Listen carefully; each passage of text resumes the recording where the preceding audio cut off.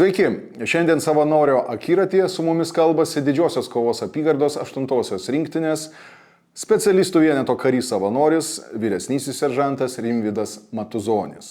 Patyręs seržantas, jėgeris, inžinierius, o dabar jau 9 metai ir karys savanoris. Sveiki, Rimvydai. Labą dieną. Augote senajame Kaune, Partizanų rajone, meluoju, gatvėje ir buvote tikras gatvės vaikas. Na, visi tokie buvo. Kokia ta gatvės vaikystė buvo? Na, gatvės vaikystė turbūt skiriasi nuo dabartinės, todėl kad mes iš tikrųjų augom gatvėje. Tai yra, tėvai dirbo, o tu ką darai? Jeigu nesi mokykloje, visą laiką gyveni kieme. Ir tas rajonas, na, jis nebuvo labai ypatingas, bet pats kiemas tai buvo tavo tvirtovė ir todėl joje visą laiką vykdavo mūšiai.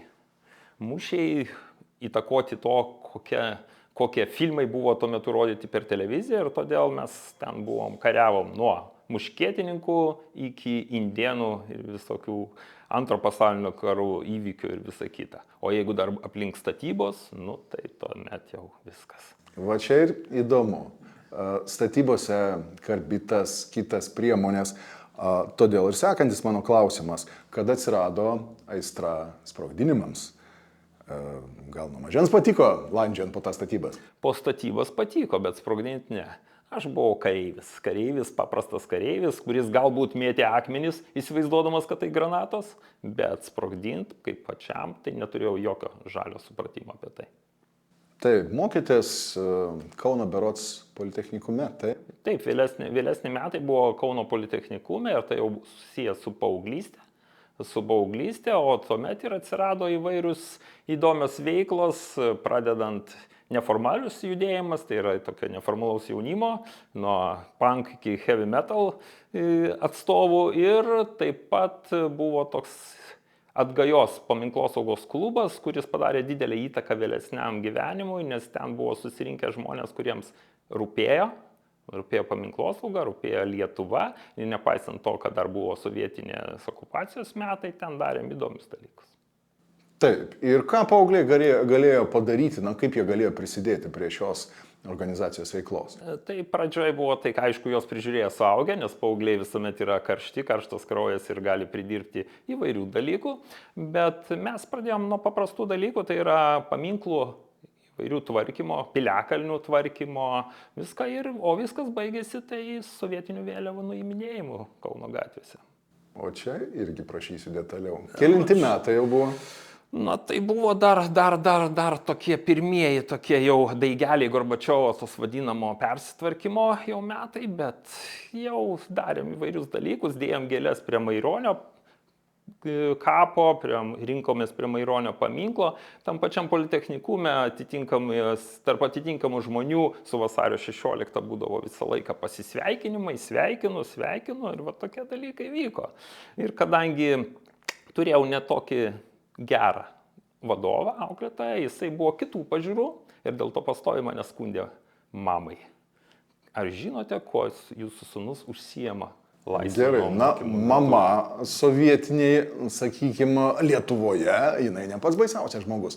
Ar pavyko išsisukti nuo kitų represinių struktūrų? Taip, mes būtent tam paminklasaugos klube mus jau įspėjo apie tai, kad gali jums skambinti iš įvairių represinių tokių struktūrų, kviestis į pasimatymus arba pokalbius ir mes buvom išmokyti daryti viską, kad tik į juos neiti. Tai yra, tu neturi laiko. Tave užspaudė mokslai ir va tokie dalykai, taip mes sulaukdavom skambučių ir visą laiką sukomės iš to, kiek įmanoma. Gerai, bet laiminga pabaiga. Jos negalėjo būti dar. 87-ais išėjote į tarnybą? Ne, šiek tiek vėliau išėjau į tarnybą, nes nebuvo išeities? Galbūt nebuvo išeities ir taip jau gavosi, kad išėjau. Jūs baigėte politechnikumą, išėjote į sovietinę, vėlgi išėjote, ne ta žodis, buvote pašauktas, išėjote kaip rekrūtas, išėjote į karinį jūrų laivyną ir berods tarnyba, kas būtų įdomiausia, tai trukdavo ne metai, ne 2, trukdavo 3. Taip, truko 3 metai ir galbūt baisiausias. Pats pirmasis baisusis momentas tos tarnybos ir buvo, kada pamatai, kai tau įdeda antspaudą 3 metai. Tik rusų kalba. Tada supranti, kad tarnausi jūreiviu. Taip, supranti 3 metai ir supranti, kad oho, čia tai bus ilgai, o ypač kai tavo kažkuris kolega šalia esantis gauna 2 metai ir tu taip, ops, o čia tai įkliuvau. Taip, jau galvoju pavydžiu, ar ne? Šiek tiek yra, taip. Tuo metu pavydžiu ir na ir toks nerimas ir baimė ir dėl tų metų atsiranda labai... Papuolėt į Sevastopolį, Ukrainos dalis, Krymas ir narų mokykla. Ar toje vietoje nebuvo reikalinga super sveikata? Buvo reikalinga gera sveikata ir todėl prieš... Įgūdžiai, žinios kažkokie? Įgūdžių žinių ne. Tiesiog galėjai pakliūti, jeigu esi sveikas. Galbūt yra tai, kad įgūdžių žiūrėjo tavo įsilavinimą. Žiūrėjo, jiems, pavyzdžiui, Kauno politechnikumas kaip toksai, iš tikrųjų ir man ir vėliau sakė, tai yra wow, kažkas tai tokio, toks susilavinimas jiems labai didelis ir todėl aš papuoliau iš tikrųjų į tokią vadinamą tuomet 39 narų mokyklą Sevastopolio mieste ir papuoliau iš karto į instruktorių kursą. Tai yra, ten ruošiami buvo instruktoriai, nardymo instruktoriai ir tam kurse iš tikrųjų jau buvo visi su atitinkamu įsilavinimu, su atitinkama sveikata, kuri buvo dar kartą kruopščiai tikrinama. Ir ten buvo įdomus laikas. Taip, kur teko pabuvot? Tarnybogi neapsiribojo tik tai keliais mėnesiais Sevastopolio? Ne, jau po tos mokyklos aš papuoliau tada į karinį jūrų laivyną. Į karinį laivą, iš tikrųjų kovinį laivą, kuris turėjo daugybę užduočių tais metais ir mūsų bazė buvo vadinama Pileva, jeigu lietuviškai, o tuomet pagal sovietus ir dabar Karaliaučiaus. Baltyskas, taip, Karaliaučiaus srity. Tai ten papuoliau į kovinį laivą ir kuris vykdė įvairias misijas iš tikrųjų šitą jūroje ir toliau už Baltijos jūros ribų. Tai tokie buvo, galima sakyti, iš pradžių gal kol pagauni sistemą baisus metai, o paskui tu pajunti tame, truputį tokį, kaip pasakyti, nuotykių vėją. Taip, bet tai teko mokytis ir mokytis greitai, kad palikti sveikam, gyvam. Teko mokytis iš tikrųjų daug, bet likau gyvas, reiškia viskas gerai. Nes iš tikrųjų ten ir mokymų, ir tų misijų iš tikrųjų buvo ne vienas ir ne du gal ir tuomet išgyveni. Va gerai, papasakokit kokią istoriją, tiesiog, užduotis išgyvenimas sovietų laive kovinio naro. Kovinio naro laive. Jūsgi buvote jaunas, jums dar 20 nebuvo. Nebuvo, taip. O atsakomybė ir užduočių reikšmė didžiulė. Taip. Na tai galiu paprastą tokį pavyzdį. Yra mokymai ir tai yra kažkokios kosminės kapsulės, kuri nukrenta iš kosmoso į jūrą, gelbėjimas, ištraukimas į laivą. Taip. Ir toks netikėti mokymai, apie juos niekas nežino ir jie pokšti įvyksta. Ir viskas, tu gauni užduotį apsirengti viską. Ir tuo metu juokingiausia tai, kad tavo vadas tuo metu yra išgėręs. Jis tau turėtų padėti, bet jisai visas mėlynai, baltai, raudonas ir negali tau nieko padėti ir turbūt ten meldžiasi visiems dievam. Tu gauni tą užduotį, ir eini neryji tokią jūrą, kurioje tu nieko nematai per pusmetrį. Taip ir bandai viską padaryti ir tau pavyksta padaryti, bet ne todėl, kad tu būtum labai profesionalas, bet sėkmė gal kartais ateina. Tai tu padarai, tau ant kapsulę iškelia iš laivo, tu irgi tave iškelia iš laivo ir tau kažkoks tai kontradmirolas rėkia. 10 dienų atostogų jam ir kad rytojo čia nebūtų. Ar įvyko? Įvyko. Gal mažiau dienų, bet įvyko. Pavyko iš laivo atsirasti? Pavyko iš laivo atsirasti šiek tiek taip. Tėviškai, kur niekas netikėjo, kad aš tarnauju. Kadangi... Kodėl? Žinot, neformalas, kuris buvo Kaune, sunkiai išgyvenamo, bet jis vis tiek gyvena ir laive toksai. Ką tai reiškia? Tai reiškia, kad tu turi ilgus plaukus, užsiaugini ilgus plaukus. Kur juos padėti? Po kepurę? Po kepurę. Kartais susipini kasą. Netgi taip. Ir čia buvo principinis reikalas mano ir niekas negalėjo įveikti šito dalyko. Tai tu ir taip pareini toks į Lietuvą ir niekas netikė, kad tu gali tarnauti kariuomenį su tokiu plaukų ilgiu, sovietiniai kariuomenė, tiksliau laivyne. Tai toks yra. Tai filosofas Mažeikis, profesorius, Kaune, beje, dabar dirbantis sėkmingai, taip pat šiaurės, jūs ne šiaurės laivyne buvote, kitam laivyne buvo šiaurės laivyno jūreivis buvęs. Ir jis pasakojo labai įdomų aspektą, sako. Karinis laivas, jis sako, toks miestas, sako, su savo socialiniais sluoksniais ir su savo įvairiaspalvė publika. Nuo kuriko galimai aziato triume dugne, iki erudito kapitono, kalbančio, bendraujančio, na, galbūt ne tik tai savo, bet ir kokia tai užsienio kalba ir artimiausia jo aplinka, ryšininkai, narai, tie žmonės, kurių kvalifikacija vertinama labai daug. Taip, tai čia yra 100% sutinku su šito, mūsų kapitonas buvo ukrainiečių kilmės, nu, jis dėl to gal jis truputį pro pirštų žiūrėjo į mano tokius šukuoseną, trispalvę prisiūtą šonę čia prie diržo didžiausia, jis taip žiūrėjo, nu, šiek tiek. Trispalvė? Taip. Lietuvos? Taip. O kai paklausdavo, kas tai yra? Na, tai pasakydavo, kas tai yra, bet nieko. Tai va, tai tokių nuotykių yra daugybė, iš tikrųjų per tos laiką buvo nuotykių, buvo būtent su represiniam struktūrom, aš ko išvengiau iki laivyno, aš būtent laivynė daug turėjau pokalbių apie gyvenimą ir apie tai, ką aš čia darau, kodėl aš taip darau, tai ten turėjau, tai man ir kainavo kai kurių išvykų, nes tuomet Gorbačiovo atšilimo laikais buvo mada užėjusi kviesti sovietinius laivus į įvairias vakarų valstybės, į uostus, ten vadinosi draugiškas vizitas ir aš ten kai kuriuos nepapuldavau, nors turėjau papult būtent po pokalbio su tom struktūrom, vadinau. Saugumiečiai ir ten. Ten labai stipriai saugumiečiai, iš tikrųjų, čia galima, aš labai daug ką tai išdėstęs esu pasakojęs šiek tiek fragmentus ir socialiniuose tinkluose apie tą savo nuotykius, tai yra knygos fragmentus Jūros nelaisvėje, bet po to mes... Kada jie galėsim paskaityti? Po pergalės. Po pergalės mes galėsim, nes aš nutraukiau būtent tą rašymą, būtent kada šioje aktyvioji 22 metais aktyvioji fazėje prasidėjęs, aš nutraukiau tą, nes toks... Nu, principo dalykas. Principo dalykas tai buvo. Nors ten nieko pagirinčio nebuvo, toj knygoje ten buvo kaip tik tas absurdas sovietinio mąstymo, sovietinio kariuomenės laivyno absurdiškos situacijos ir su sarkazmu rašiau. Nu, kaip ir gyvenu labai.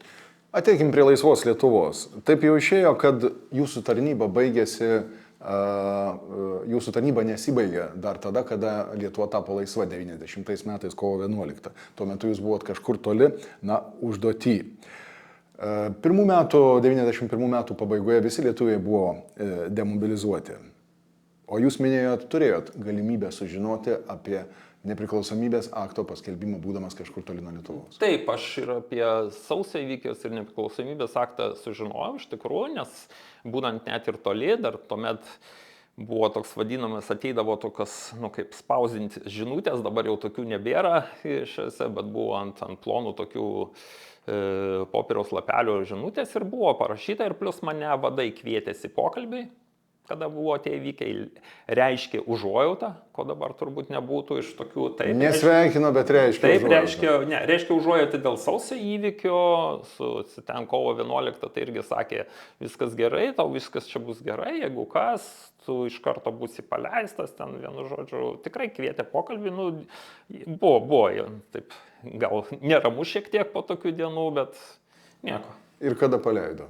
91 jau pabaigė, rudenį paleido, 91 rudenį ir ką aš, nu, grįžau, atėjau į Lietuvos jau tuomet komendatūros, gal buvo vadinamas. Komendantūros buvo. Prisirašyti reikėjo ir ten mane truputį ištiko šokas. Kodėl? O todėl, kad aš, kaip pasakyti, grįžau ir pasakiau, gal jums reikalingas toks žmogus. Deja, moteriškė sėdėjusi kitoje stalo pusėje paskaitė ir sako, kad mums tokių nereikia. Tai buvo toks truputis smūgis tuo metu, nu ką darysi, nebereikia Lietuvai, nereikia. Tai tuos pirmus metus prarado kariuomenės specialistą. Nu, galima ir taip sakyti.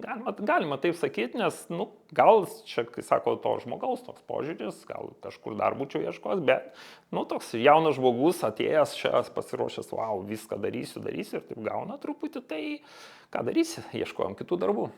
Taip, na, laikotarpis pakankamai ilgas, metai sudėtingi, 91 pabaiga, tarnybą pradėjot Jėgeriuose berods 95.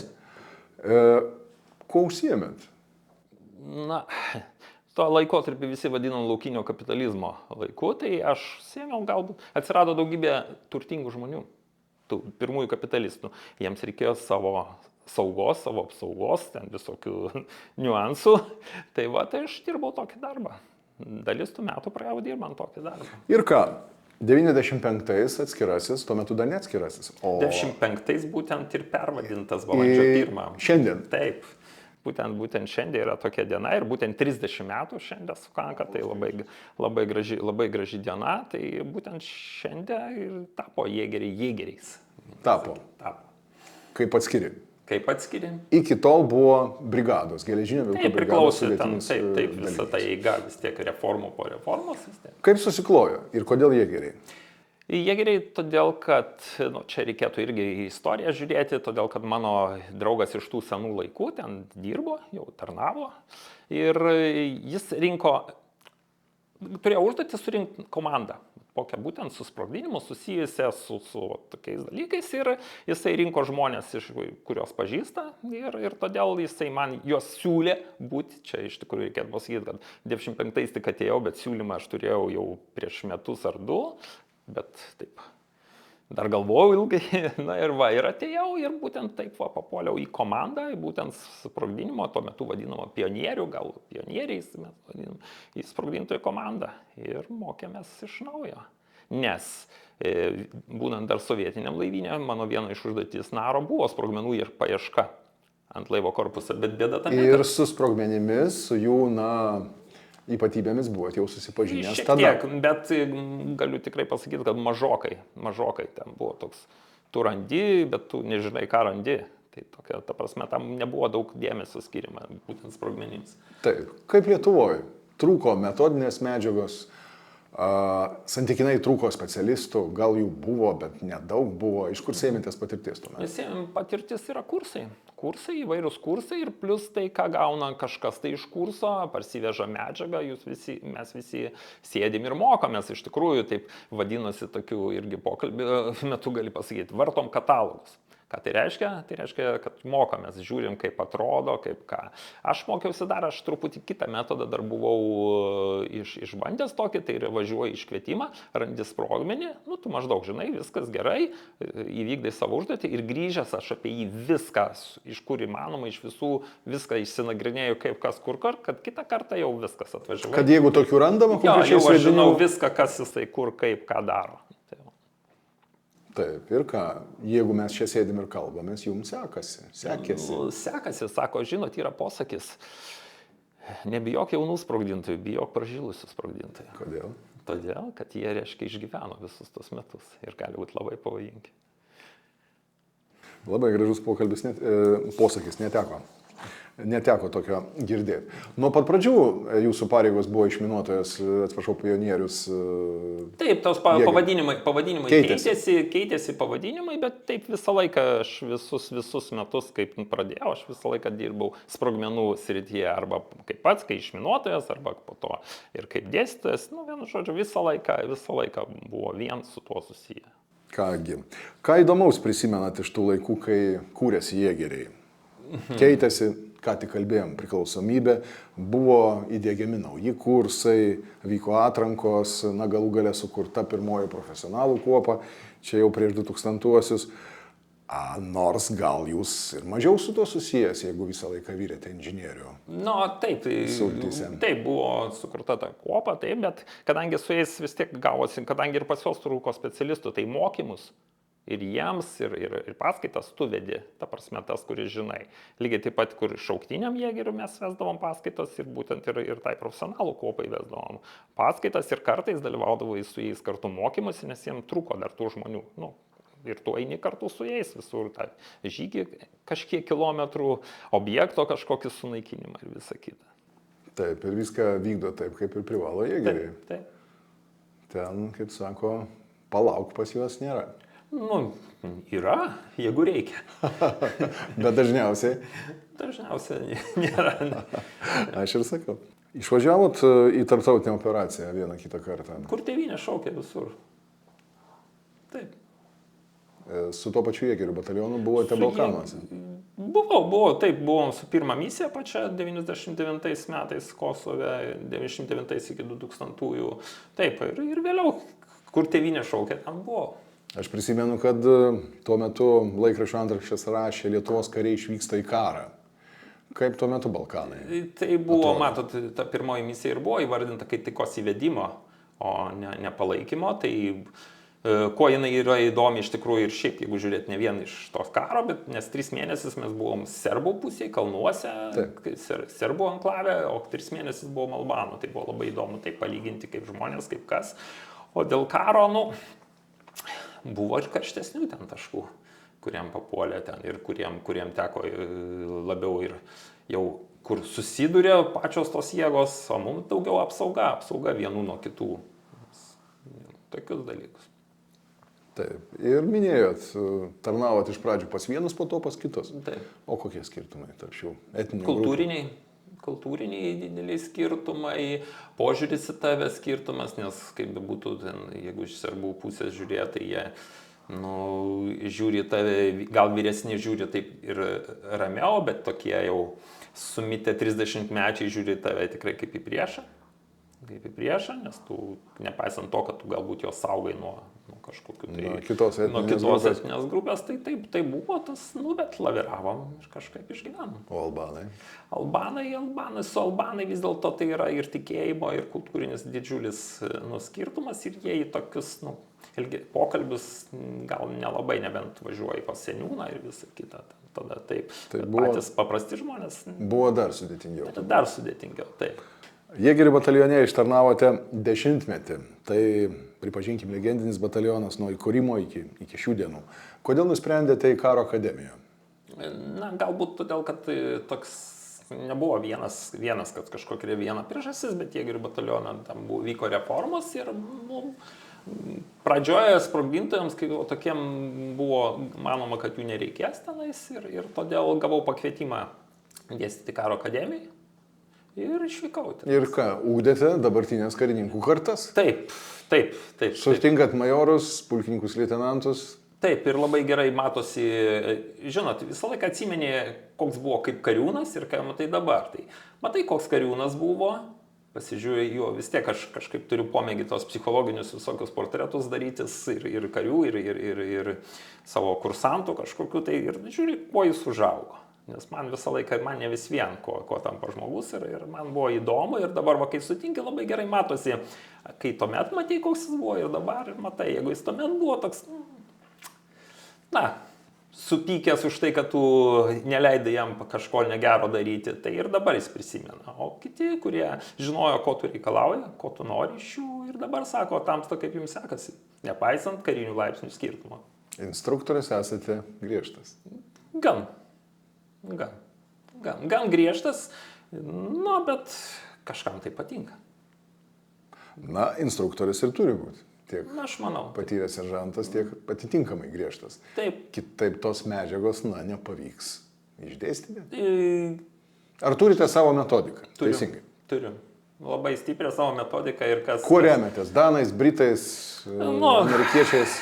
Danais, Britai galima viską sakyti, kad viskas atėjo iš kažkur, tai nes esu tikrai ir pats mokytas, Danų instruktorių esu mokytas ir tų pačių Britų instruktorių esu mokytas, dėl to tokią miksą truputį naudoju, žiūrėdamas, aišku, ir tai, ką aš turiu prieš save, tai yra kokius karius, bet aš naudoju tokią metodika, kuri vienas iš šių aspektas yra toks, jeigu jūs tamsta kursantas yra geras, reiškia, aš iš jo dar daugiau reikalauju, kad jis būtų geresnis. Nes yra riba, kurią turi, jeigu matau, kad žmogus gali ją peržengti, aš reikalauju, kad jis ją peržengtų. Jeigu ne, reiškia, aš jam suteikiu bazinės žinias. Todėl, kad manau, kad sprogdintojas irgi ne kiekvienas gali būti sprogdintojas iš tikrųjų. Ne kiekvienas gali? Ne kiekvienas. Pakalbėkim tada apie tas, charakterio ypatybės, būdo bruožus. Kas nulėmė, kad iš tos tešlos galima nulipdyti gerą karą? Tu žiūri, čia yra visas kompleksas, tu žiūri, kaip žmogus elgėsis, kaip žiūri žmogus elgėsis su sprogmenim, kokius jis daro veiksmus, kokius judesius daro, toliau, ką jisai galvoja, ir supranta tai, ką daro iš tikrųjų. Nes galima daryti 1, 2, 3 ir... Man pasakė? Jo, man pasakė, aš darau 1, darau 2, darau 3, o ar supranti tu, ką darai, kodėl čia darai? Tai va čia man ir yra tas klausimas, kodėl tu tai darai? Ir jeigu matau, kad žino, kad supranta, viskas jisai yra mano. Jeigu ne, nu, tai reiškia mes darom viens, darom du, darom tai. Nes aš manau šiaip iš vis, kad sprogdinimą reikėtų, kad kiekvienas pėstininkas mokėtų. Neturėtų tai būti. Neturėtų būti, ta prasme, įvadinis kursas turėtų būti visiems. Būtent tas įvadinis, tai kiekvienas pėstininkas turi žinoti bazinės žinias. O toliau mes ir žiūrim. Žiūrėkit, paprastas pavyzdys, prisižiūrėję esam filmuose, senuose ir naujose eina karys užmina prieš pėstinę miną, išgirsta, jeigu jam pavyksta kažkokį trakštelėjimą po batu, veiksmai įmanoma išsisaugoti.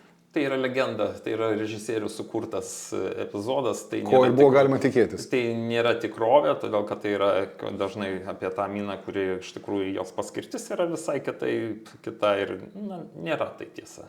Bet režisieriam patiko ir labai daug filmų, kur būtent taip nufilmuota ir visi, tai ką dabar daryti. Ne, tai netiesa.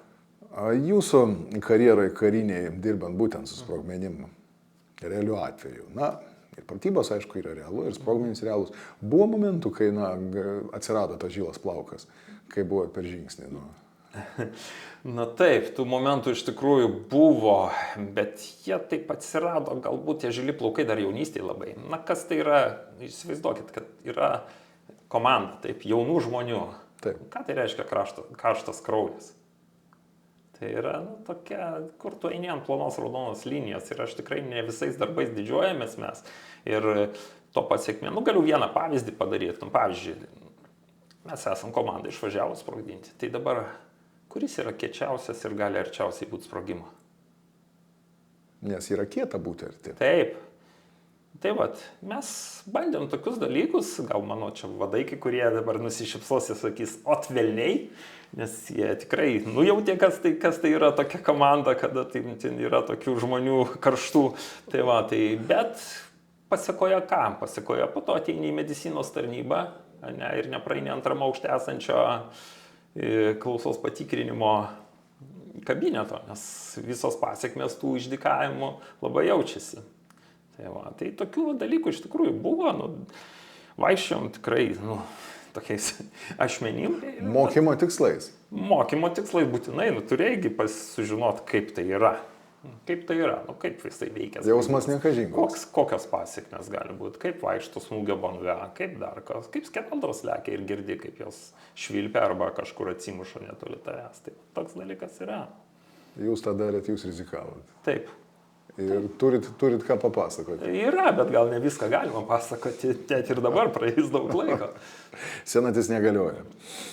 Po keliarių metų iš karo akademijos perėjot į kitą svarbų vienetą, į inžinerinį batalioną. Jame ištarnavot vėl beveik 10 metų. Ir atėjo atsarga.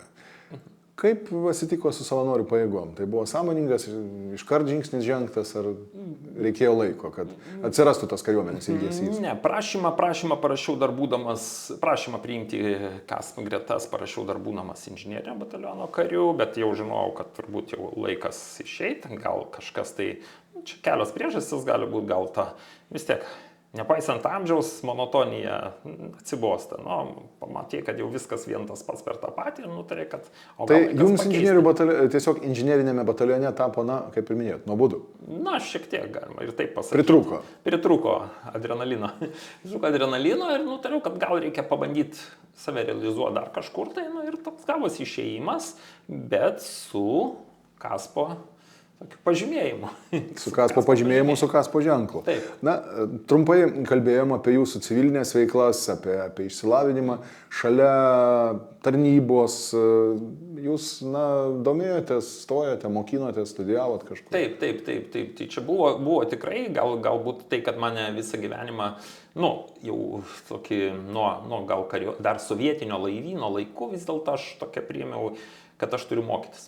Kad visą laiką turiu mokytis. Čia jūsų sprendimas? Jo, mano sprendimas ir tai buvo tas, kuris dabar vadinamas mokymasis visą gyvenimą. Tai aš tai priėmiau sprendimą dar būdamas sovietiniam laivyne ir kartais net sovietiniai toj narų mokykloj, nes kartais iš paskaitų, nedarykit taip, tikrai pabėgdavau į biblioteką skaityti įvairios literatūros. Profesorius Mažeikis darydavo taip pat. Nu, tai va, tai matyt, pas mus kažkas yra tokio bendro. Tai va, tai darydavau iš tikrųjų, kadangi buvo truputį jau tas šiek tiek atšilimo laikas, jau tie ir sovietinėse net žurnaluose buvo ten įdomesnių straipsnių, jau galima buvo tai paskaityti, tai aš iš tikrųjų bėgdavau, daug skaitydavau, laivinę tai jau po to darydavau, nu ir gal sugrįžus jau būtent Jėgeriuose tas mokslas jau privertė, kad tu mokaisi visą laiką ir taip va, atsirado ir mokslai universitete, nu ir dabar tęsiasi įvairūs kursai, aš visą laiką kažkur tai esu, kažkur dalyvauju, kažkur skaitau, kažkur klausau, pats skaitau. Ir jums įdomu. Man įdomu gyventi. Ir naudinga, ir, na ir minėjo, taip, jūs. Naudinga, ir suprantat, aš visą laiką, gal aš instruktoriam ir savo labai keliu didelius reikalavimus. Ir man, jeigu yra instruktorius, jis turi būti ne vien žinoti tik savo dalyką, kažkokį, tą siaurą, kažkokią, nu, aš noriu, jeigu žmogus ir su žmogum jaunu, ypač kalbant, aš turiu būti įsilavinęs ir tam, kad žinot, kas jam įdomu, nu, ta prasme įvairių temų, kurias galėčiau irgi su juo gvildenti. Jeigu pasiūlytum reguliariam vienete, būrininkų, eitumėt? Dabar? Jeigu neskaudėtų kojų. Nu, žinot, aš ir taip tarnauju svajonių pajėgose. Iki dabar dar vis. O kaip bebūtų, tai žinokit, Kaspas yra labai įvairus, jis duoda labai įvairovę. Aš, pavyzdžiui, neturėjau čia monotonijos visiškai. Nes kas tai yra? Jūs to tikėjotės? To siekėt ir tą... Nesitikėjau, nes... Nesitikėjot? Ne, pradžioj gal iš tikrųjų, kai atėjau į Kaspą, tai pradžioj dar netiek dalyvaudavau tų mokymų, gal ten, nu, dirbau, dar kitų darbų turėjau, kurie taip neleidavo pilnai čia jau, nu, save realizuoti, bet kažkur tai po metų, pusantrų Kaspę pamažu staiga pradėjo būti taip, kad aš jau Kaspę daugiau veikiu negu civiliam gyvenime ir dėl to artimieji net pradėjo klausti, kam reikėjo išeiti iš kariuomenės, jeigu tu... Vis tiek. Tu čia dar daugiau praleidi laiko, negu ten praleidi. Nes... Jums tas formatas patiko ir tebe patinka? Taip, tas patiko, nes aš neturiu ne vienos vienodos dienos. Nu, ne vienos panašios dienos, nes ką tai reiškia? Tai reiškia, kad šį savaitgalį aš esu Pabradėj, pirmadienį aš esu kokioje nors Kauno rinktiniai, kitą savaitę aš esu Rukloj 2 savaitės, dar po to vėl taip sukiesi ir tu visą laiką esi, nu, ir dar, aišku, dar kažkokiu darbus dirbi civilius, bet tu visą laiką sukiesi ir kartais parvažiuoju, sekmadienį vakare ir gal pailsėsiu truputį, bet rytoj jau reikia, Jėzau.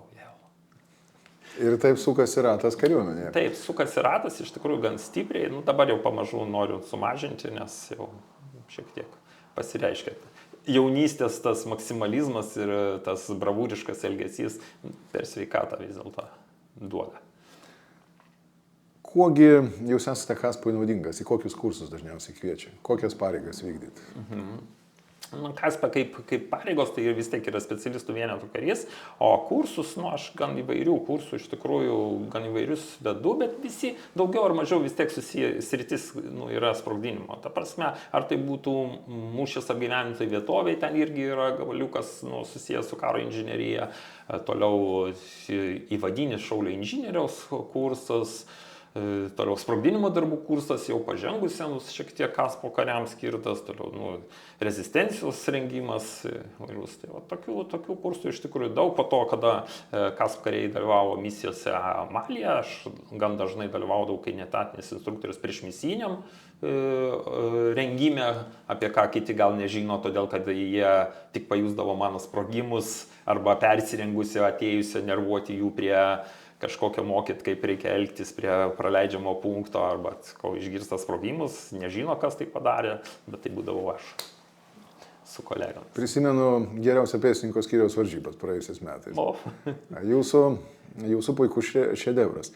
Ir man vis neduodavo ramybės, jau metai neduoda mintis, kaip taip galima padaryti. Skyriai sukasi gana greit. Vienas praeina, ateina kitas. Sprogimai vyksta tiek kairėje, tiek dešinėje. Kaip suspėti, kaip pasiruošti? Kiek jūs ruošdavotės prieš? Ruošiamės tai ten ir dieną prieš, jeigu žiūrėt taip, tai dar gal ir porą dienų prieš, o pačių varžybų jau metu tai yra komanda, kuri ruošiasi, tai yra ne. Keliese jūs dirbat su kolegomis? Negaliu taip skaičius sakyti. Gerai. Yra komanda. Yra komanda, kuri ruošiasi ir mes taip tenka truputį ir greitą ritmą laikyti, bet verta, nes žmonėm ta rungtis, iš tikrųjų čia jau dabar tokie gal 2 ar metai tokia rungtis linksma, būtent tas su sprogimais ir pasalos ten visų darimų. Tai tikrai... Pasitraukimas iš pasalos, bet taip, pasitraukimas iš pasalos, tai yra iš tikrųjų ir jinai vis tobulėja, ten su visų spektakliais vyksta, tai ten labai iš tikrųjų, žmonės sako, kad faina ir labai mėgsta į tą užduotį, į tą atvežti svečius, kad parodyti visus, pradedant ten ir šiaip iš užsienio svečius, ir krašto apsaugos ministras buvo pasižiūrėti. Tai iš tikrųjų, pavargsti, bet rezultatas po to, kai visi sako, wow, buvo fainiausia, arba skaitai atsiliepimus kažkur socialinės tinklo, kad čia buvo kažkas tokio, tai tada pagalvoju, gal ir gerai padarė. Jūs sugalvojat šitą džiaugsmą? Ne. Sprogimus, tai sistemą mes sukūrėm maždaug kaip... Taip, aš tai turiu omeny. Bet mes yra, kadangi tos rungties yra vyresnysis, kuris pasako, ko aš nori. Aš norėsiu, taip. Ar man reikia? Ja, aš norėsiu to. Mes tada žiūrim, kiek mes galim to padaryti, ar visas fantazijas jo galim išpildyti. Taip. Ne.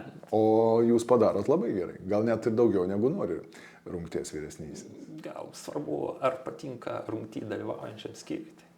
Nors jiems turbūt nelabai patinka. Jiems yra reikalų. Yra reikalų, tai. Čia tikrai. Ar buvote išvykę savanorių pajėgose į kursą, ne dėstytojaut, bet mokytis? Taip, supratau. Buvau pradžioje, bet irgi vienas kursas, tai mūšio apgyvendinti vietovę kursą aš buvau, bet todėl, kad mane vis norėjo į tą kursą siūsti instruktorium, bet tu negali būti instruktoriu, jeigu tu to kurso, kaip sakyti, nebaigęs. Taip. Tai buvau tam ir po to buvau 2 kursuose susijusi su rezistencija, tai yra už Lietuvos ribų ir Lietuvoje. Tuos kursus baigėte, ne? Baigėm. Taip. O dabar tam kurse dėstytojaujate. Taip. Ar mes galim šnekėti? Tikiuosi galim, tikiuosi galim. Tai nepapasakosiu daug, bet... Žinoma, tai atspindi vienas žodis, rezistencija iš tikrųjų. Rezistencija, taip, negali daug pasakoti, bet aš turiu taip irgi kurse paskaitas, kurios yra, man artima vis tiek tema ir kiek turim atsiliepimų dabar iš to rengimo, tai paskaita tikrai turi pasisekimą, nes ten yra įdomu. Ten yra įdomu ir pačią paskaitą aš ten jau sujungiu visas įmanomas metodikas, kokias tik įmanoma, ten paskaita truputį. Dabar reikia atsižvelgti, kad vis dėlto kiti žmonės, reiškia paskaita turi būti interaktyvi, turi būti daug veiksmo, daug visko ir pačiojo ir tada žmonės jau, sako, buvo geras. Iš kur renkatės idėjų?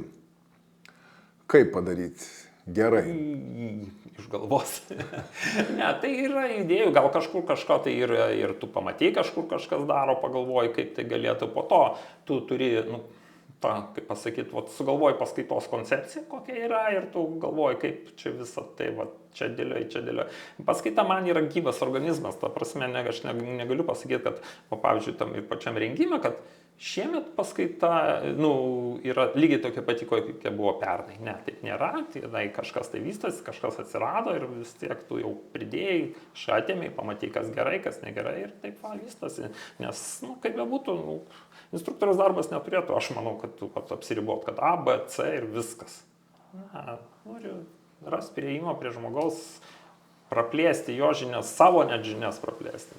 Ar tą stebuklingą instruktoriaus kursą Puskarininkių mokykloje esate baigęs? Taip, esu baigęs. Taip, esate baigęs viską, kas įmanoma, ne? Instruktoriaus darbui, kas reikalinga. Taip. O danų vadyba? Danų vadyba ne. Man, kadangi aš baigęs tą kariuomenės, tą instruktorių kursą, jau senokai aš jį baigęs, tai kaip čia ir nėra to, manau, kad poreikio nėra dabar. Gali būti, nes gal ten... Mano interaktyviai paskaitai metodika netiks. O gerai, kokia metodika jums labiausiai tinka? Britai, amerikiečiai, danai? Taip, negaliu pasakyti. Ar ten čiupinys? Šiupinys visiškas, nes mačiau iš tikrųjų ir danų instruktorius, ne taip, kaip mes juos įsivaizduojam, mačiau įvairius ir man tikrai tai darė įspūdį. Britų instruktoriai, taip pat žino Puskarininkių mokyklą, tai atsimena turbūt iš pirmųjų britų kursų, taip, tai atsimena, kas ten buvo, tai man nėra vieno, bet aš ir tą pasižiūrėjau, kas veikia. Perskaitysiu jūsų mintį, čia vėlgi iš socialinės medijos. Ir nors dėl įvairių gyvenimo vingių uniformą tenka dėvėti vis mažiau, tie metai su savanorių pajėgų ženklu buvo pilni nuotykių, atradimų ir puikių žmonių. Ką dar atradote savanorių pajėgose? Nuotykis? Na, tai nuotykis, na, kaip sakiau, tai savanorių pajėgos tai yra, kiekviena diena yra toks skirtinga. O kas mums? Jeigu kiekviena diena yra skirtinga ir įdomi, reiškia, jums niekada neatsibosta.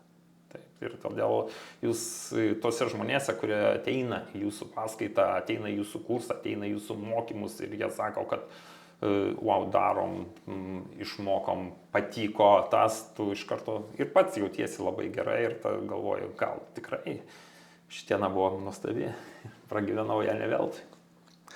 Kokius esminius pasikeitimus matote šiuo metu kariuomenėje, jeigu lygintumėm nuo 1995, nuo karjeros pradžios? Na, galėčiau pasakyti tai, kad atėjęs į jėgerių batalioną, aš pirmiausia tai vaikščiau su civiliais rūbais, nes uniformų trūko. Netgi reguliariam, taip, reguliariam jėgerių prestižiniam batalionui. Tai buvo pradžia tokia, kur nėra uniformų, jų trūkumas. Tai pažiūrėkim kaip dabar. Kada gavote? Neteko... Vaikščiau iš tikrųjų ten ne vieną dieną ir mane išgelbėjo tokia šventė, lapkričio 23, kadangi reikėjo dalyvauti parade, Kaune tuo metu vyko kariniai paradai, būtinai turėjo būti visi automobiliai su ekipažais ir užpildyti ir visi, negalėjo būti su civiliais, tai mane iš atsargų kažkur surado uniformą, aprengė ją ir visai nesvarbu, kad ta uniforma, mums gal dabar tai nesuprantama, buvo atspalviai visiškai skirtingi negu kito šalia esančio, nes ten tų margumynas, net tų pačių uniformų buvo, bet tai va, aš gavau uniformą, apsirengiau ją ir dalyvau iš karto paradė. Ir tai mane, kaip sako, išgelbėjo nuo civilių rūbų buvimo. Ir sumotivavo? Ir sumotivavo. Jūs jau turėjote uniformą. O kokie buvo batai? Batai pirmieji buvo tokie, reikėtų čia jos parodyti kažkur nuotrauką, tai buvo tokie su storu padu, su saktim, tokie, kieti, gan vajezau. Ten buvo savotiški jie. O kaip sekėsi su jais sportuoti, judėti, taktikuoti? Taktikuoti, taip, gan sunkiai, man jie labiausiai tai gal pasireiškia, tai yra kažkuriais tai metais su pirmojų parašiutinių šuolių gal darom, tai yra, kada pasiruošimo etapė mes ten atlikinėjom, žino visi, kas yra, tai atlikinėjom pratimus ir kadangi batai tokie kieti, tai man per nugarytę truputį virpuliai tokie ėjo, nelinksmi nuo jų. Tai va, ir tokia atmintis. Vėliau, kada mes jau kažkokie ir misijiniai visą, tai jau truputį ir batai keitėsi ir viskas. Aprūpinimas visada žmonių išvykstančių į misiją būdavo geresnis. Net prieš 20 metų. Taip, vis tiek ten surinkdavo ką įmanoma geresnio ir vis tiek tai buvo aprūpinimas toks daug geresnis, nes mes iš tikrųjų, jeigu žiūrėti ir tuo metu, aš visą gailiuosi, kad tuomet neturėjau, kaip dabar, tai visi turi mobilius telefonus, gali daug fotografuoti, kaip kas, o tuomet tų fotoaparatų netiek jau ir daug ir kaip mes atrodėm, kokie apsirengimai, kokie viskas, iš kur sudėta viskas, nes tuomet, pavyzdžiui, irgi, gal nedaugelis jau atsimena, buvo tos kuprinės, tokios dar paveldėtos iš sovietinės kariuomenės. Duonmaišiai?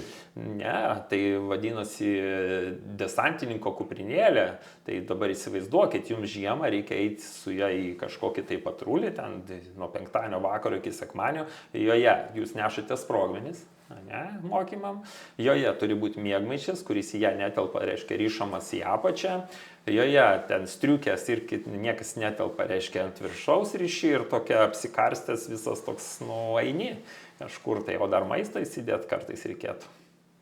Maistas savo, išduotas?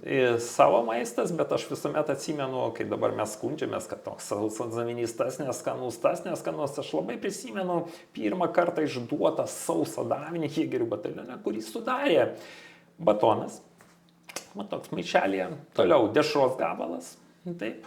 Ir stiklainis 3-litrinis konservuotų pomidorų, kurios nežinia, kaip tu turėjai susidėti. Čia žmogui ar čia... Čia buvo tas stiklainis tai padalinta ant kelių, bet ten betonas viskas. Ir tu nežinai, nei kaip jis susidėti, nei kaip. Tai kažkaip tai sukuria, kažkokio. Tai galvoju, pragyvensiu kažkaip. Tai aš manau, jeigu tų laikų karys pamatytų dabartinį šauktinį su visų įmanomu aprūpinimu, tai pavydas būtų Taip, manau, kad tikrai būtų pavydas, nes net ir taip, kad žiūri dabar, kaip iš tikrųjų yra aprengti ir turi tų, žinai, visokių ir miegmaišiai, ir visas priemonės, visko yra pakankamai, tai iš tikrųjų, jeigu persikeltum į tos laikus, tai būtų labai pavydu. Nūdienos neramiam kontekste būtent dabar jaunuoliai tie patys man apkalbėti. Televizijoje priešinasi šaukimui, nenori mokintis žudyti netgi. Kaip gydyti tokį nenorą, seno seržanto nuomonė? Aš nežinau, kaip gydyti, aš galiu tik pasakyti savo ir vieno kolego savo pavyzdžių. Kada mes buvom ilgaplaukiai, ar ne? Mes nešiojom iš džinso pasiūtus visokius krepšelius, ant kurių buvo vienas užrašas. I don't want to be a soldier. Aš nenoriu būti kareiviu. Ir jis ir aš. Ir likimo ironija. Jisai nuo pat pirmųjų Lietuvos nepriklausomybės metų yra Lietuvos kariuomenė iki dabar. Praėjęs irgi specpareigą, viską. Na ir aš 30 metų jau šitoj kariuomenė ir irgi. O sakiau, kad nenoriu. Todėl, kad yra... Ir mes tuomet rašėm apie sovietinę, kad nenorim būti kareivių kaip sovietinės pusės. O dabar mes esam savo šaly, savo valstybei ir kai man sako, kad nenoriu ginti, manęs čia niekas neriša, aš visuomet primenu apie tokį dalyką, kad tai jeigu jūsų čia niekas neriša, pasiimkit pasaulio piliečio pasą, jeigu toks yra ir viskas yra, galit. Ir važiuokit iš čia. Ir važiuokit, tai. Bet jeigu jūs jau turit Lietuvos piliečio pasą, reiškia, turi būti ir ne tik teisės, bet ir pareigos. Kokios pareigos? Kodėl Lietuvos šalies valstybės gynėjas yra žudimo meno atstovas? Kodėl? Ar mes puolam ką nors? Mes? Ne. Mes tik ruošiamės gintis. Tai man tas truputį yra, šiek tiek keistas požiūris. Ir visą laiką noriu pasakyti apie tai, kai sako, va čia mokykla kalta ar kažkas. Sovietiniu laiku ta mokykla dėstė sovietinės dogmas, bet iš tos mokyklos atstovų išaugo sausio įvykių dalyviai, pirmieji Lietuvos kūrėjai savanoriai. Jūgi nieks nemokė. Gal atėjo taip ar kažkur taip, bet tikrai mokyklose buvo tikrai mokoma sovietinės ideologijos. Ką patartumėt jaunuoliui, čia tą motyvuotam? Motyvuotam. Ar kur geriau eiti? Ar tarnauti šauktiniu, ar iškart savanorių pajėgas? Vis dėlto, nežinau, čia nieko, kiekviena aišku situacija skirtinga, bet gal vis dėlto šauktiniu. Šauktiniu. Pasižiūrėti ir pabandyti tą ilgą, kiek ilgą, 9 mėnesiai, palyginus su ankstesniais laikais, tai 9 mėnesiai, kad pabandytų visą tą rutiną daugiau. Kas karys, jis atėjo, jis bazinį praeis, bet po to jis gali ateina, savaitgalis, nuėjo į tas pratybas, po to vėl po kažkiek laiko. O čia 9 mėnesius ir tie 9 mėnesiai yra labai geras laikas pagalvoti apie tai, ką tu nori veikti toliau. Ir kai man sako apie tai, kad čia yra prarastas laikas, visą laiką žinau pagal save. Nebuvo prarastas net sovietinį laikas, todėl kad aš tą laiką bandžiau išnaudoti savo lavinimuisi, nuo sporto iki kažkokio skaitimo, taip ir čia. O Lietuvos kariuomenė ir šauktinių būnant suteikia tikrai galimybę ir lavintis, ir po to yra įvairios ten materialios kažkokios tai paskatinimai, kad tikrai ir nėra 9 mėnesiai prarastas laikas. Niekaip. O mūsų svajonių pajėgos kuo stebuklingos. Štai vakar studentas, o šiandien ateina savaitgalis jau karys. Tai va, reiškia, žiūrėkit, kokių gyvenimo spalvų jūs turite. Vakar studentas, šiandien karys, rytoj vėl kažkas. Tai. Kas tai yra, žiūrėkit, kaspe, įvairių žmonės, įvairios pažintys. Tu net ir tai gali išnaudoti kažkokiam tai įdomiems dalykams, susipažįsti su įvairiais žmonėms. Jūs susibūrėte į tą savaitgalį kažkokią komandą.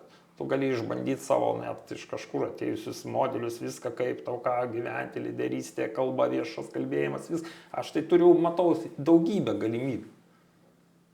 Čia priklauso nuo žmogaus. Svarbu, kad jas pamatytų visi. Taip. Na, žinot, yra, visą laiką sakau per savo paskaitas taip. Kada jūs pradedat daryti, atsiranda galimybės. Kai yra galimybės, jums tai reikės pasiimti ir padaryti. Ir svarbiausia, kad nebūtų muštro, būtų tos blizgančios akys. Blizgančios akys būtinai. Muštas gal čia pačioj pradžioj, kada mes paveldėm šiek tiek sovietinio, kaip buvo, tai 95 ir 2025 tai jau yra skirtingas laikas. Ir man dabar yra iš tikrųjų svarbiausia, aš visą laiką sakau, kad aš noriu, kad po mano paskaitos žmogus išeitų blizgančiam ar degančiam akim. Ir stengiuosi tai padaryti. Susidomėjęs karo inžinierija? Būtinai. Džiugu. Ką pakeistumėt savo gyvenime, jeigu galėtumėt sugrįžti tuos laikus, kai tik grįžęs iš sovietinės numetat savo nepatogius kerzus ir žengėte pirmosius žingsnius jau laisvoje Lietuvoje? Ar pakartotumėt, ką padarė dabar? Ar... Gal šiek tiek anksčiau, taip, truputį anksčiau gal būčiau ėjęs į tą kariuomenę, nors man, kaip pagalvoju, iš tikrai visą gyvenimą norėjau ramaus gyvenimo. Visą gyvenimą norėjau ramaus gyvenimo, bet kažkokio aukščiausioje matyt kažkas tai, kad visą gyvenimą gyvenau nuotykėje. Dėl to kažką keisti dabar, galiu pasakyti tik vieną, gal nuotykių norėjau dar daugiau. Tiek. Bet jie dar nesibaigė. Na, tikiuosi, kad ne, bet jau norėčiau šiek tiek. Senas griežtas seržantas irgi yra žmogus. Minėjot savo siekį visą gyvenimą mokytis. Ar turite dar laiko ir galimybių, domėtis muzika, literatūra, kitais dalykais? Ar spėjot, jeigu spėjot? Spėju. Kartais pritrūksta to laiko, bet spėju. Ir tas domėjimasis iš tikrųjų nuo senų laikų ir jis liko. Ir aš iki dabar vaikštau į įvairias paskaitas, į muzikos koncertus, domiuosi muziką, skaitau knygas. Kas dabar jau truputį gal yra šiek tiek tokio egzotiško, jau dabartinio skaitau iš tikrųjų daug, skaitau įvairią literatūrą ir mokslinę, ir ekonominę, ir grožinę, ir muziko vis tiek dar išlikau tas pats ištikimas savo sunkiai muzikai. Kokios muzikos klausot? O, Jėzau. Kas ta sunkiausia? Mėgstamiausia? Mėgstamiausia nėra, bet tai yra gal iš tikrųjų tos senosios sunkiojo metalo muzikos mokyklos, tai yra nuo kažkokio Iron Maiden iki Manovaro ir baigiant jau dabartiniais jaunuoliais, kurie kartais tikrai įdomiai pakuria ir man įdomus pas juos pasižiūrėti. Gal tik tai skiriasi to, kad anksčiau koncerte tu pats dar eidavai į priekį scenos ir ten būdavai kartu su minia. Dabar jau stoviu šiek tiek šoniau ir žiūriu iš šono ir galvoju, bet gerai groja. Na, civilinėje aplinkoje bendraujat su jaunimu. Taip. Įvairiom temom.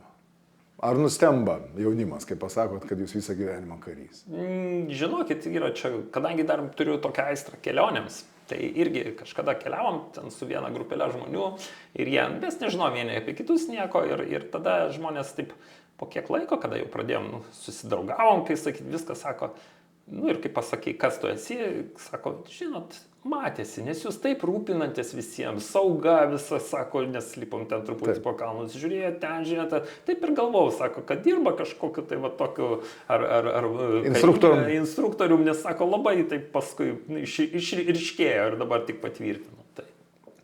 Tai ta profesija, nori, nenori, jinai palieka savo antspaudą. Palieka iš tikrųjų. Ar nuėjęs į mišką, ką jūs ieškot priedangos ar grybų? Žinot, su grybais man visą laiką, nors nepaisant dzūkiškų šaknų, su grybais visą laiką sunku, nes, žinot, kad grybus rasti, reikia žiūrėti į apačią, o aš visą laiką žiūriu į priekį. Ir ten, kai mišką, man turiu jau bėdą čia gal ir iš šminavimo iš tikrųjų laikų ir ne vien miške, tai mes anksčiau, kada einam bet kurioje vietoje, miesto ar kur, mes visur matom sprogmenis. Ta prasme, išlindęs vamzdžio gabalas, mes jau įsivaizduojam, kad tai sprogmuo.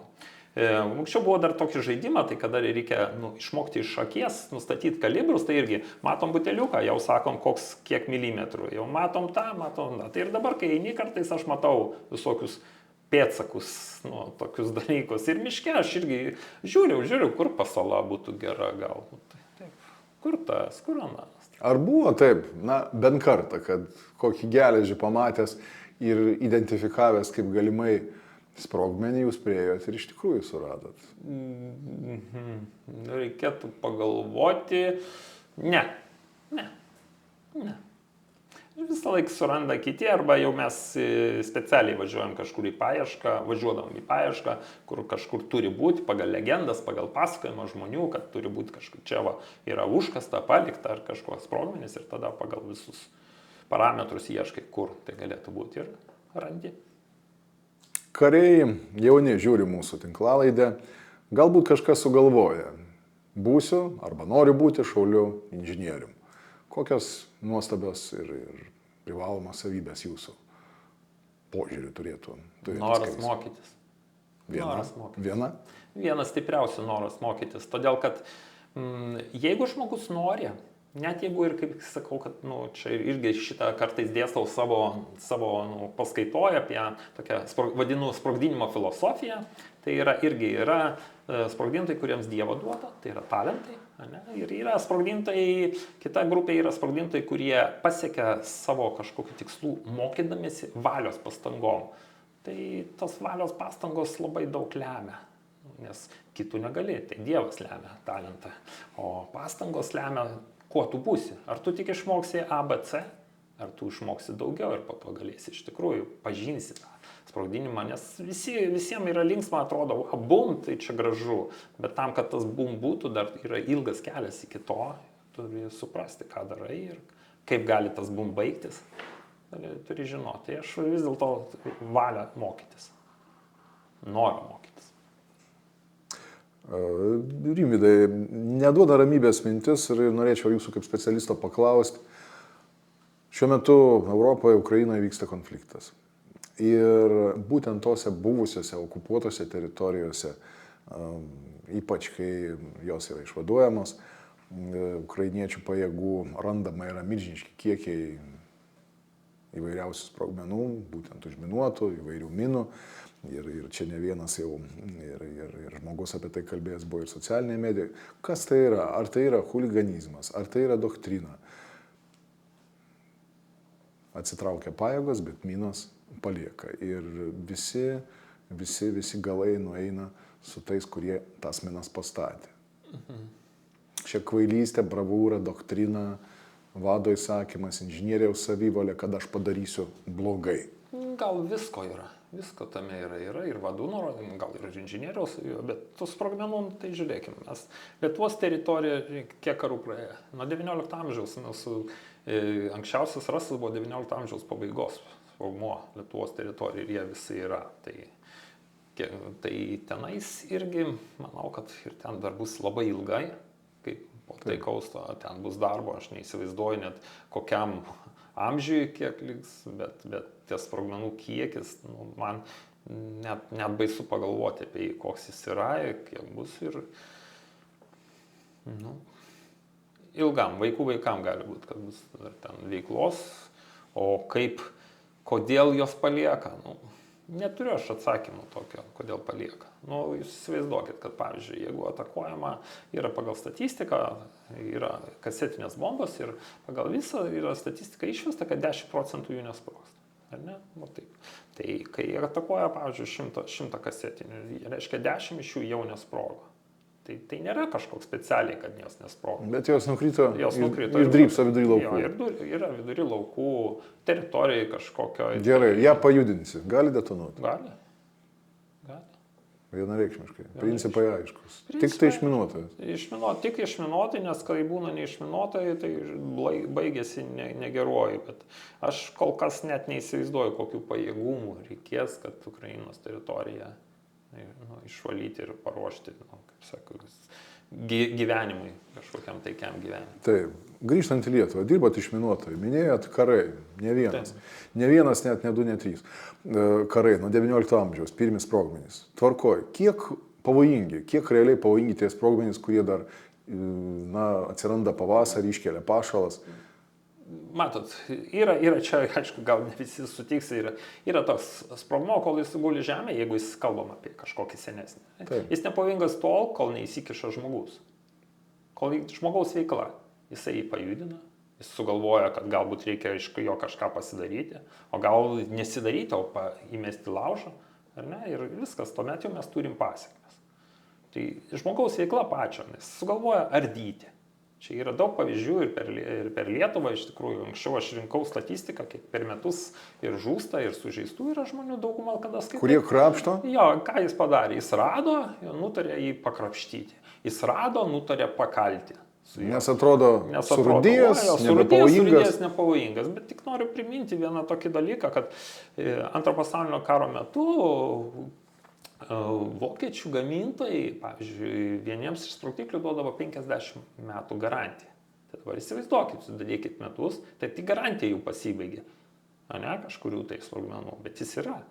Jeigu jis atitinkamose sąlygose buvo, tai nei medžiagai, nei kažkam tai viduje niekas nieko nepaveikia. Tai jeigu jūs pradedat jį visaip daužyti, daryti, mesti į laužą, dar kažką tai, nu, tai automatiškai jisai smogs atgal.